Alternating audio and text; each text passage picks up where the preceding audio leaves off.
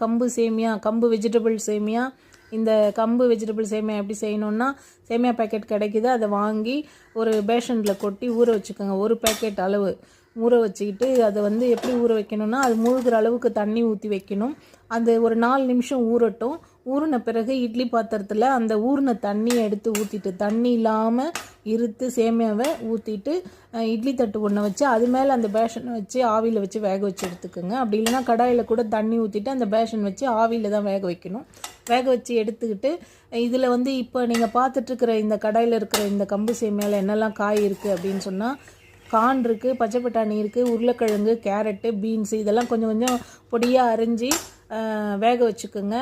குடமிளகா பொடியாக அரிஞ்சிட்டு வெங்காயத்தோடு போட்டு தாளிச்சிக்கணும். கடாயை வச்சு கொஞ்சம் எண்ணெய் ஊற்றி கடுகு, உளுத்தம்பருப்பு, சீரகம், வெங்காயம், பச்சை மிளகா, கருவேப்பிலை, குடமிளகா இதெல்லாம் போட்டு நல்லா வதக்கிட்டு வெந்த காய்கறி எடுத்து கொட்டிட்டு சேமியா